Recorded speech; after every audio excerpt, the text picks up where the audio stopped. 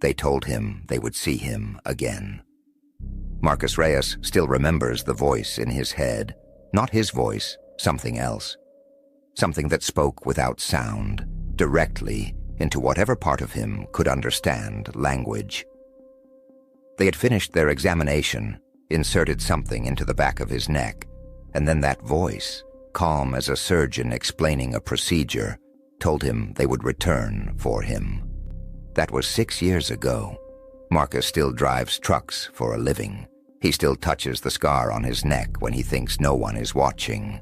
And every night, he wonders if tonight is the night they keep their promise. Welcome to Lady E's Dark Tales. I am Mr. Gray.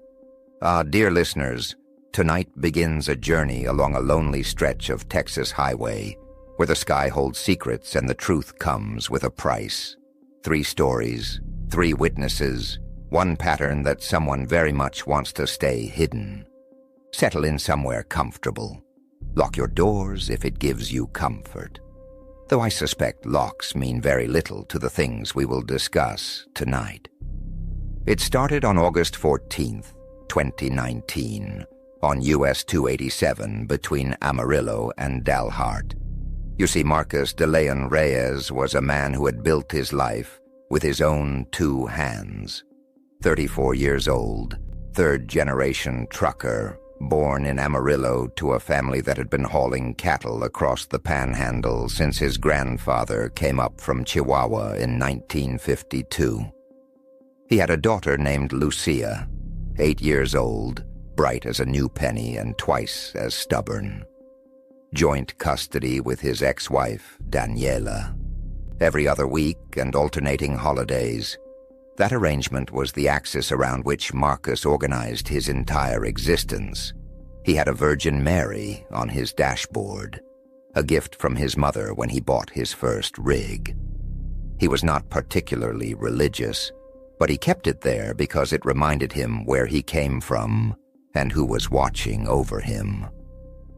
On that August night, Marcus made a decision that would cost him everything he believed about the world. His regular route was a cattle run from a feedlot outside Amarillo up to a processing facility near Dalhart, normally a solo job. But Lucia had been begging to ride along for months, and school did not start for another 2 weeks. And Marcus thought what better way to show his daughter what her father did for a living. Quality time on the open road, an adventure. He wishes every day he had said no. They left Amarillo at 11:45 p.m. The night was clear and moonless, the kind of darkness you only get out in the Panhandle where the nearest city lights are just aglow on the horizon. Lucia was buckled into the passenger seat with her tablet and her headphones, watching something animated and bright while the real world scrolled past in shades of black and gray. Marcus saw the light first, a single point of brilliance in the sky ahead, stationary, which was wrong because stars do not hover and planes do not stop. He watched it for maybe 30 seconds, trying to make it make sense, and then 2 more lights appeared, forming a perfect triangle in the darkness. He slowed the rig. He should not have. He knows that now. But he was curious, and he was stupid, and he did not yet understand that curiosity is sometimes the most dangerous thing a person can feel. The lights began to descend. Lucia saw it too. She was staring up through the windshield, and her hand found his arm, and she said, "Papi," in a voice he had never heard from her before. But that was not even the worst part. A beam of light descended from the center of the triangle. It came down like a spotlight, like something reaching, and when it touched the truck cab, Marcus discovered he could not move. His arms would not respond. His legs would not respond. He could not turn his head, could not close his eyes, could not do anything but sit there frozen while his daughter reached for him. She was crying. Her mouth was forming the word "Papi" over and over, and no sound came out. And then she froze too. Her arm stopped mid-reach. Her tears stopped mid-track. And something with eyes like black mirrors leaned closer in his peripheral vision. I want you to imagine that. Your child is terrified. Your child needs you. And you cannot move. You cannot speak. You cannot do anything but watch while something impossible examines your little girl. There was a gap after that. Marcus does not remember being transported. The last thing he remembered was the light. The first thing he felt was cold. The space between was simply gone. One moment he was in the truck cab, paralyzed, and the next moment he was lying on something cold and metal in a white-lit room that hummed with a frequency he could feel in his dental fillings. Lutia was beside him on a separate table. Both of them still paralyzed, both of them still conscious. The tall grays moved around them with clinical efficiency. That is what Marcus calls them now, tall grays. He found the term later, searching MUFON databases and Reddit forums, trying to find someone else who had seen what he saw. They stood maybe 7 feet tall, thin limbs, elongated skulls, and those eyes, those black, reflective, bottomless eyes. They examined Marcus with instruments he could not see. Something cold traced along his spine. Something else pressed against his temple hard enough to leave a bruise he would find later. They touched him in ways he could not prevent. Something was inserted into his nasal cavity, and he felt it scrape against bone. They took samples. They scanned him. And then one of them stood over Lucia. Marcus screamed inside his head. He begged. He prayed to a god he had not spoken to in years. He offered anything, everything, please not his daughter, please not his little girl. But no sound came out. He could not even close his eyes. The entity scanned her briefly. Its black eyes reflected her terrified face. And then it moved on. Unsuitable for current procedures, Marcus would learn to interpret later. Small mercy. The one that appeared to be directing the others, taller than the rest, with a ridge on its skull, approached Marcus. It pushed something into the back of his neck. The pain was white-hot and instant, there and then gone. And then there was a voice in his head that was not his voice. It said they would see him again. And then everything got so much worse, because surviving was not the end of it. Marcus and Lucia woke up in the truck cab. The dashboard clock read 3:15 a.m. They had stopped at 11:45, over 3 hours gone, and neither of them could account for a single minute. The truck started on the first try, as if nothing had happened, as if the universe was playing some kind of sick joke. Marcus drove straight to his mother's house in Amarillo. He broke every speed limit. He did not deliver the cattle. He did not call the client. He just drove, his daughter silent beside him, her eyes fixed on nothing. Lucia did not speak for the first hour after they returned. She just sat there staring, catatonic. And when she finally did speak, she asked Marcus why the big-eyed angels had looked at her. She asked if they were going to take her to heaven. She asked why Papi could not make them stop. Marcus could not answer. He still cannot. His mother crossed herself when he tried to explain. She told him to pray. She told him to never speak of it again. She said some things were not meant to be understood, and maybe she was right about that. But the story did not stay buried. Lutia had nightmares. She told her mother about the big-eyed angels, and Daniela, his ex-wife, did what any concerned mother would do. She called CPS. She hired a lawyer. She used his mental health episode against him in custody proceedings. Marcus nearly lost his daughter again. Not to aliens this time, to the system, to people who thought he was crazy or lying or dangerous. He got his custody back, eventually. But those 8 months nearly broke him worse than the abduction itself. 6 years later, Marcus still drives. He had to. The rig is everything he has, but he does not take night routes anymore. He has lost contracts over it. He has lost money. He drives only in daylight, stops by sunset, and pays for motel rooms he cannot really afford. He sold the Virgin Mary from his dashboard, the one his mother gave him when he bought his first rig. Looking at it reminded him that he prayed that night, and nothing answered. Lucia is 14 now. She's in therapy for night terrors and anxiety of unknown origin. She will not ride in any truck. She will not look at the stars. Father and daughter survived together, but something between them broke that night. She does not fully blame him, but she knows he could not protect her, and that knowledge sits between them like a wall. And Marcus, sometimes late at night when sleep will not come, reaches up and touches the back of his neck. There's a small scar there that was not there before, a hard lump beneath the skin that feels like a grain of rice. The doctors cannot explain it. They say it is probably nothing. But Marcus knows what it is, and he knows what they said. They would see him again.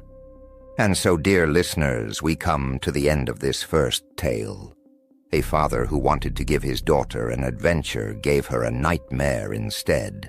A man who built his life with his own 2 hands discovered there are things in this universe that can take everything from you without even trying. And somewhere out there, in the dark between stars, something is keeping track of Marcus Reyes, waiting. Tell me, if something promised to return for you, how would you live with that waiting? Would you keep driving? Would you keep pretending the sky is safe? Let me know in the comments below. Now imagine this. 3 weeks after Marcus Reyes saw that triangle in the sky, a truck stop owner 18 miles south of Dalhart looks up and sees the exact same thing. And 5 days after that, 3 men in black suits walk into her establishment. They know about her sighting. They know about a private phone call she made to her sister, and they make it very clear what will happen if she does not stop asking questions. Well, that is where our next story begins. Let me hand you over to my friend Rex to tell you this one.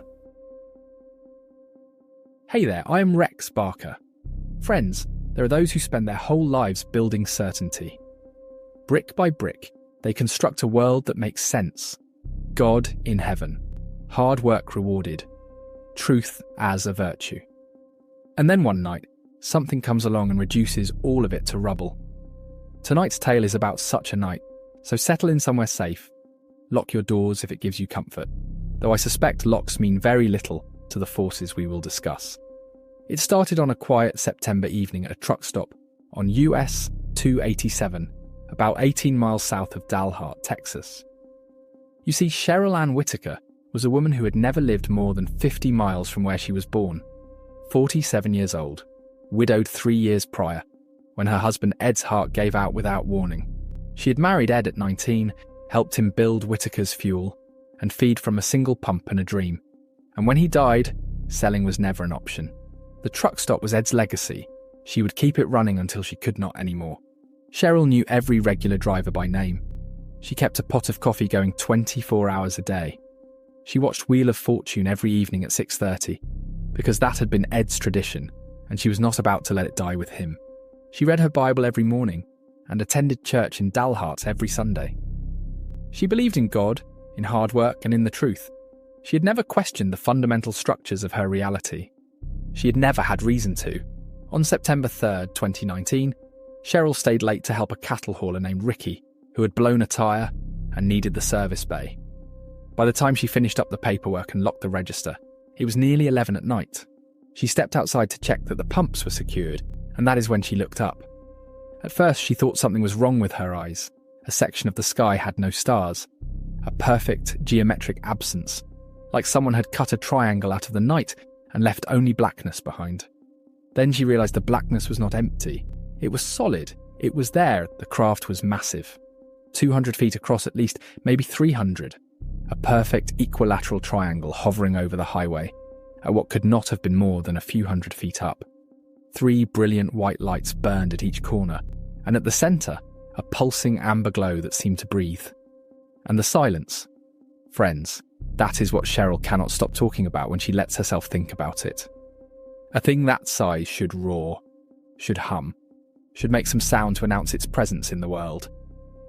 This thing hung in the air like it had always been there, like gravity and physics had simply agreed to look the other way. She stood in the parking lot of her truck stop and watched it for 7 minutes. She counted. She did not move. She did not breathe more than she had to. She just watched this impossible thing hover over the highway she had driven her entire life. The air smelled wrong, metallic, like the moment before a thunderstorm that never came, and then the lights went out. Not one by one, all at once.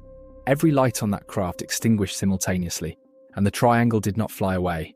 It did not streak off into the distance. It simply was not visible anymore. Whether it departed or whether it hung there in the darkness, invisible, watching her watch the empty sky, Cheryl does not know. She went home that night and she did not sleep. 2 days later, on September 5th, Cheryl made a mistake. She called her sister Donna in Amarillo. She needed to tell someone. She needed to hear another human voice acknowledge that what she saw was real, or tell her she was losing her mind or something. Anything. She described the triangle. She described the lights. She described the silence and the size and the way it vanished. Donna listened. Donna said that sounded crazy. Donna suggested maybe Cheryl was working too hard, grieving too long, spending too much time alone at that truck stop. Cheryl hung up feeling worse than before.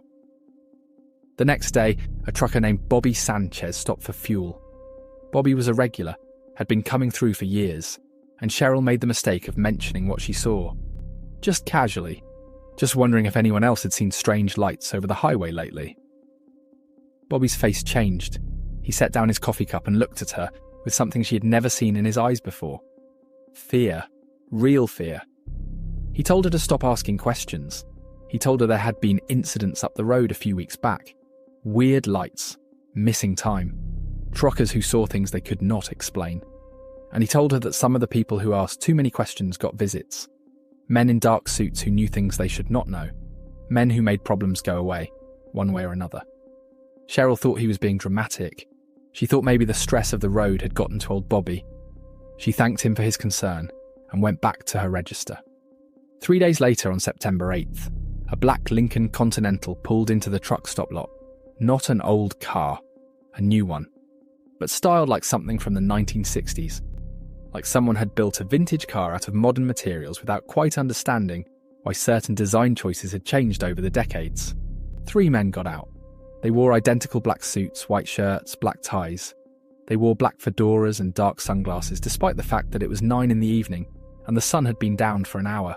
Their movements were wrong, synchronized in a way that human movements should not be.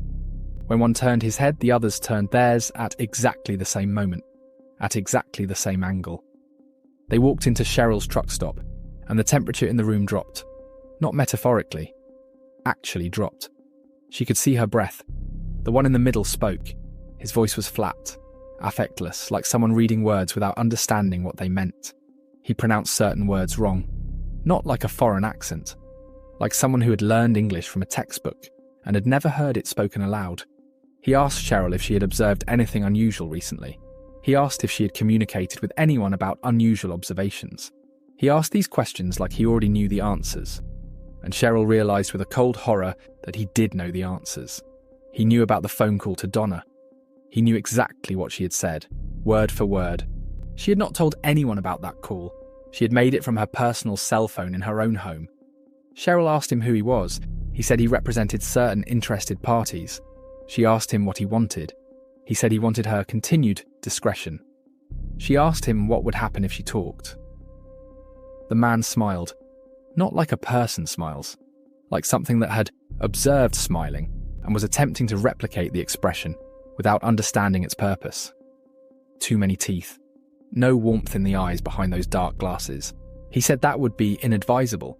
He said people who talked about certain things sometimes experience difficulties, car accidents, house fires, medical emergencies. He said it would be unfortunate if Cheryl experienced any difficulties. She asked if that was a threat. He said no. He said it was an observation. He said people who maintained their discretion lived long and uneventful lives. He said people who did not maintain their discretion often did not live long lives at all. Then he asked, very politely, if Cheryl intended to maintain her discretion. Cheryl managed a yes. Her voice barely worked. The man smiled. At least his mouth moved in a shape that suggested a smile. It did not reach his eyes, which she could not see behind those dark glasses. He said that was wise. He said her truck stop was a fine establishment. He said it would be unfortunate if anything were to happen to it, or to her, and then they left. They left without buying anything. The Lincoln pulled out of the lot and drove north toward Dalhart. She noticed, as the taillights disappeared, that the car had no license plate. Cheryl stood behind her counter, shaking so hard she had to grip the edge to stay upright. The next morning, she called her sister. She told Donna she had made the whole thing up. A weird joke, stress from running the place alone. Donna was confused but relieved.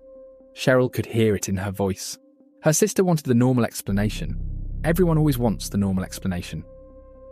Cheryl gave it to her. She installed 4 security cameras at the truck stop the following week. She started keeping a loaded shotgun behind the counter. She knows the cameras would not have stopped those men. She knows the shotgun would be useless against whatever authority they represent. But she needed to do something. She needed to feel like she had some small measure of control over her own life. Bobby Sanchez still stops for fuel. They do not talk about what she saw or what he warned her about. They discuss the weather. They discuss cattle prices.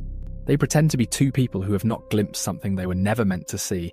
Cheryl went to the library in Dalhart a few weeks later. She used their computer. Not her home connection. Not her phone. She searched for black triangle sightings. She searched for men in black suits asking questions. She found story after story after story, going back decades. The vintage cars, the wrong pronunciations, the impossible knowledge, the threats. She was not alone. Others had seen. Others had been visited. Others had been silenced. It did not make her feel better. It made her feel worse. Because it meant this was not a mistake. This was not random. This was a system. And she had stumbled into it. Cheryl still goes to church on Sundays. She still reads her Bible in the mornings. But she reads it differently now. She lingers on Ezekiel's vision of wheels within wheels, of creatures with 4 faces, of something descending from the sky that the prophet struggled to describe. She thinks about the chariots of fire in Kings. She wonders if the scripture was trying to tell her something all along, and she was simply not ready to hear it. And so, friends, we come to the end of this second tale. Cheryl Whittaker still runs her truck stop. She still watches Wheel of Fortune at 6:30. She still keeps the coffee hot and knows every regular by name. From the outside, nothing has changed. But she flinches now when a black car pulls into the lot. She does not answer phone calls from numbers she does not recognise. She sleeps with the lights on and keeps a shotgun that will not save her within arm's reach at all times. The woman who believed in a comprehensible world, who trusted that truth mattered and authorities existed to protect, that woman died on September 8th, 2019. What remains is someone who knows better. Someone who has seen the shape of things that should not exist and met the men who ensure no one talks about them. Someone whose silence brought her nothing but fear. And who will keep paying that price until the day she dies? Tell me, friends, what would you do if silence was the price of survival? Would you pay it? Could you live with what it cost? Now imagine this. A month after Cheryl's visitors left her truck stop, a young journalist in Amarillo starts connecting dots. Truckers with strange stories. A pattern of sightings along US 287. Migrant workers who vanished without a trace. He gathers 11 witnesses. He captures 43 seconds of video. He has the story of his career. And then 2 men in black suits knock on his apartment door at 11:47 p.m. and they know everything he's found. Everything he's hidden. Everything. Well, that is where our final tale begins. Let me hand you over to my friend Mistress Moan to bring this journey to its end. Thank you, Rex. Ah, my precious cubs, we come now to the final chapter of our journey along US 287. A trucker who carries a scar and a promise. A widow whose silence bought her nothing but fear. and now a journalist who had the story of his career and learned why some stories stay buried. Settle in somewhere comfortable, my cubs. This one does not end well for anyone. It started in October of 2019, when a young reporter began receiving phone calls about strange lights over US 287. You see, DeShawn Marcus Williams was 29 years old and 3 years into his career at the ABC affiliate in Amarillo, Texas. He had clawed his way up from unpaid intern to production assistant, to weekend weather, to weekday morning anchor through nothing but talent and persistence. He took that responsibility seriously. Accuracy mattered. Truth mattered. He had a framed photograph of Ed Bradley on his apartment wall. He called his grandmother in Lubbock every Sunday after church. He believed journalism was a calling, not just a job. He was about to learn what that calling actually cost. The tips started coming in mid-October. Strange lights over the highway between Amarillo and Dalhart. A farmer's wife in Vega who saw something hovering over her property. Truckers who had stories, but would not go on camera. At first, DeShawn dismissed it as small-town folklore. Then he started making calls. Then he started keeping notes. Then he realized he was looking at a pattern. The sighting stretched back to August. Same stretch of highway. Same description. A massive black triangle, silent, with white lights at the corners and an amber glow at the center. Multiple witnesses in Oldham and Dalham counties. And something else, something darker. Homeless people were going missing, not many. Not enough to make news, but enough that people in certain communities had noticed. Transients who vanished from the camps under overpasses and the tent cities behind truck stops and were never reported missing because who would report them? Who would look? Who would care? DeShawn found a man who went by Eddie, living under the overpass on Loop 335. Eddie would only speak off the record. Eddie was terrified. Eddie had scars he could not explain and hours he could not account for. He described being taken to a metal room by creatures with enormous black eyes and gray skin and hands with only 4 fingers. He described procedures. He described a smell like metal and nothing. He described waking up in a ditch with blood on his shirt and no memory of how he got there. DeShawn had been a journalist long enough to recognize fear. Eddie was not performing. Eddie was not seeking attention. Eddie was a man who had experienced something beyond his ability to process and had no one to tell. Because who would believe a homeless man claiming he had been abducted by aliens? DeShawn believed him.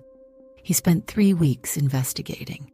11 witnesses total, though only 3 would agree to go on camera, and none of those 3 would give their real names. He documented a pattern of sightings spanning August through October. He mapped the locations. He noted the dates. He built a case. And then he saw it himself. He was parked on a farm road outside Vega at 2:15 in the morning, following up on a tip. The night was clear and cold and absolutely silent, and then a section of the sky went dark. Stars disappeared in a perfect geometric pattern, and DeShawn watched a black triangle the size of a football field hover over the empty farmland without making a single sound. He fumbled for his phone. His hands were shaking so badly he almost dropped it. His breath fogged in the cold air, but he could not feel the temperature anymore. Everything narrowed to that shape in the sky and the desperate need to document it. But he got the camera up. He got 43 seconds of video before the lights on the craft extinguished all at once, and it simply was not visible anymore. 43 seconds. Proof. The story of his career. But that is when everything fell apart. On the night of November 4th, DeShawn was in his apartment reviewing his notes, preparing to pitch the story to his news director the next morning. He had the video on his phone. He had a backup on an external hard drive. He had 3 weeks of investigation documented and ready to present. At 11:47 p.m., someone knocked on his door. He checked the time on his phone before he answered. He does not know why. Some instinct. Some sense that he would want to remember this moment precisely. 2 men stood in the hallway. They wore identical black suits, white shirts, black ties, black fedoras. They did not remove their sunglasses despite the fact that it was nearly midnight and they were indoors. Their skin was pale, almost grayish, with a waxy texture that looked wrong under the hallway lights. Their faces were too symmetrical. Their expressions did not change.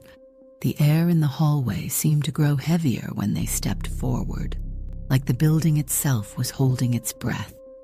They knew his name. They knew his story. They knew about the witnesses. They knew about Eddie. They knew about the 43 seconds of video. They walked into his apartment without being invited. They moved through the space like they owned it, like his presence was incidental to their purpose.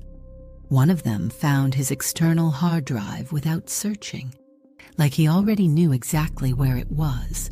The one who did the talking had a voice like static shaped into words. He explained, very patiently, that the story DeShawn had been pursuing did not exist. He explained that the witnesses DeShawn had interviewed would be encouraged to reconsider their accounts.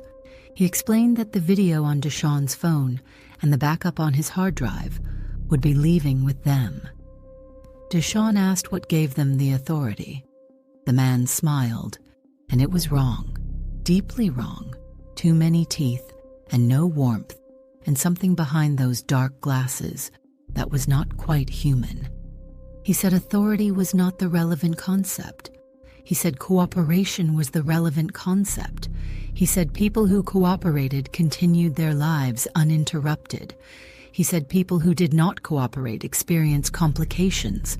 He said Eddie had already experienced a complication. He said Eddie had been relocated to a facility that morning, involuntarily. DeShawn understood what that meant. Eddie was homeless, not mentally ill.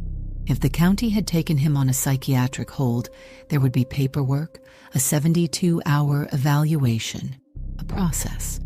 Relocated to a facility was a euphemism.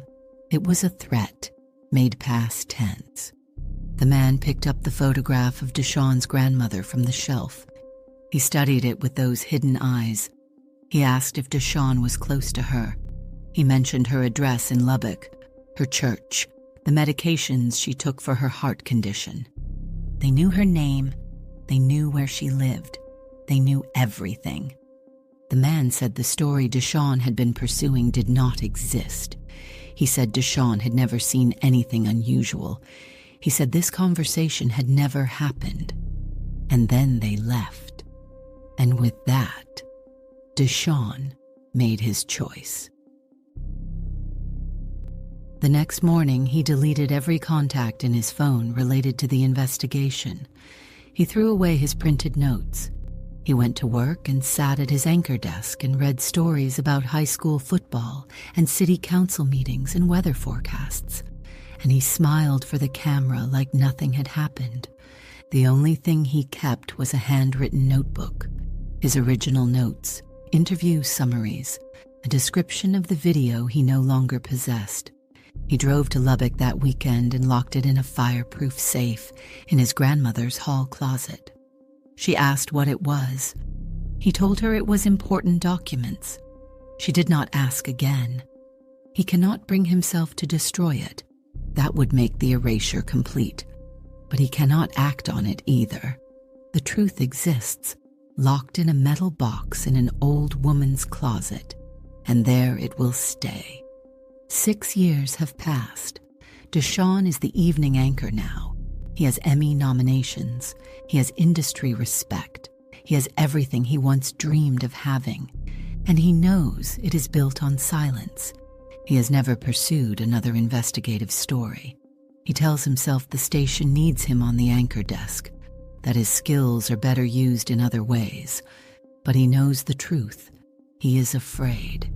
He learned what happens to people who find certain stories, and he does not have the courage to risk it again. He has become exactly the kind of journalist he used to pity. Safe, comfortable, complicit. He thinks about Eddie constantly. A terrified homeless man trusted him with a story no one else would believe, and DeShawn's investigation may have led directly to that man's death. The guilt is worse than the fear. The guilt is always worse than the fear. He goes to church now. His grandmother is pleased. She thinks he has reconnected with his faith. But DeShawn is not looking for God. He is looking for absolution. He is looking for some way to live with what he did not do, with the story he did not tell, with the man he did not save. And so, my precious cubs, we come to the end of this tale, and of our journey along that lonely stretch of Texas highway. 3 people, 3 encounters, a trucker who carries a scar and a promise, a widow whose silence bought her nothing but fear, a journalist who became everything he swore he would never be. Different lives, different choices, the same truth. None of them can speak. Marcus Reyes still touches the implant in his neck and waits for them to return. Cheryl Whitaker still flinches when a black car pulls into her lot. DeShawn Williams still sits behind his anchor desk and smiles for the camera and feels the weight of a locked notebook he will never open again. They have never met. They do not know each other exists. But they are connected by something older and stranger than any of them can understand. A pattern of lights in the Texas sky, and the men in black who ensure that pattern stays hidden. Tell me, my cubs, if you drove that highway tonight, would you look up? Would you want to know? Or would you keep your eyes on the road and pray the sky stays dark? Share your answer in the comments below. I suspect most of us already know what we would choose. We just do not like admitting it. And if tales of buried truths and the things that watch from above call to you, do subscribe to Lady E's Dark Tales for more. And remember, my cubs, the stars are always watching, whether we look back or not. Some of us just learn that lesson harder than others. Stay safe in your comfortable lies, my precious cubs. Ignorance, after all, is the only real protection any of us have. Stay close and come back to me soon.